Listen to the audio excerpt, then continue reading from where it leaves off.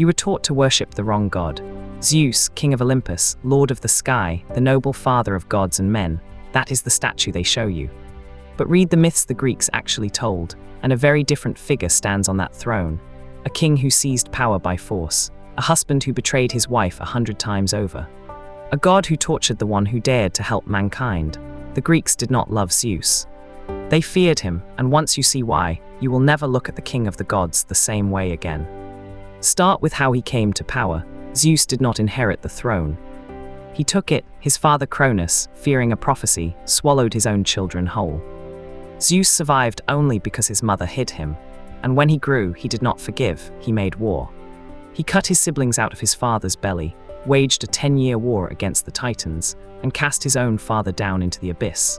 The king of the gods began his reign by overthrowing his family. Then came the division of the world. 3 brothers, Zeus, Poseidon, and Hades, drew lots for the universe. Hades drew the underworld, the worst lot of all, and carried it without complaint. Poseidon drew the sea. And Zeus drew the sky, the throne of heaven, the seat of power over gods and mortals alike. He did not earn it. He drew it by chance, and the way he used that power would expose exactly what kind of god he truly was. And here is what the myths never stop telling us. Zeus could not be faithful to save his life. He was married to Hera, queen of the gods, yet the stories of his betrayals fill entire books. He chased goddess after goddess, woman after woman, mortal after mortal, and he rarely simply asked. To get what he wanted, the king of the gods became a master of deception, taking on shapes to deceive and to trap. Consider the disguises. To reach Europa, he became a white bull and carried her across the sea. To reach Leda, he became a swan. To reach Danae, locked away in a bronze tower, he poured himself in as a shower of golden rain. To reach Callisto, he wore the face of a goddess she trusted.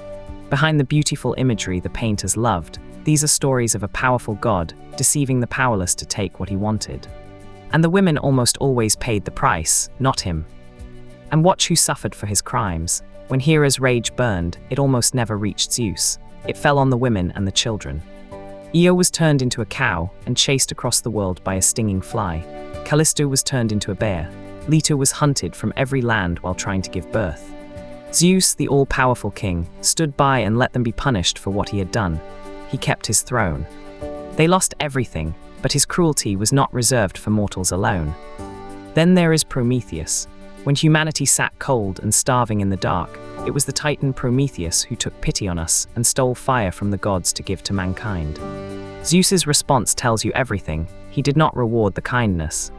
He chained Prometheus to a mountain and sent an eagle to tear out his liver every single day, for eternity, only for it to grow back and be torn out again. The god who helped humanity was tortured forever by the king who wanted us to stay in the dark. And he did not stop with Prometheus. To punish humanity for accepting that gift of fire, Zeus designed a trap. He had the gods create Pandora, the first woman, beautiful and curious, and handed her a sealed jar he knew she could not resist opening. When she did, every evil, sickness, sorrow, and death poured out into the world forever. The suffering of all mankind was, in the myth, a deliberate act of revenge by the king of the gods. He punished the whole human race for one titan's mercy. So what kind of king was Zeus, really? He ruled by fear. He threatened the other gods that if they all pulled against him on a golden chain, he could drag every one of them up to him and they could never move him. He swallowed his first wife, Metis, whole, when he feared her child might outshine him, the very crime his own father had committed. The cycle he claimed to end, he simply continued. He was not the opposite of the tyrant Cronus. He was his heir. And here is the contrast that exposes him completely. His brother Hades, the so-called god of the dead, drew the worst lot in all creation and bore it with honor. Hades kept every oath. Hades never betrayed his wife. Hades was fair. Zeus, who drew the best lot, the throne of heaven itself, broke his word, betrayed his queen, and punished the innocent. We turned the faithful brother into the devil, and the unfaithful one into the noble king. We got it exactly backwards.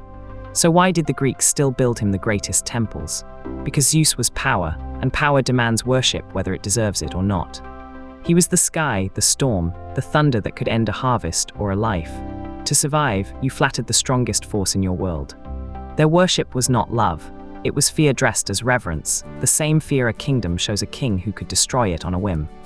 They praised him precisely because they could not afford to anger him. So remember Zeus as the Greeks truly knew him.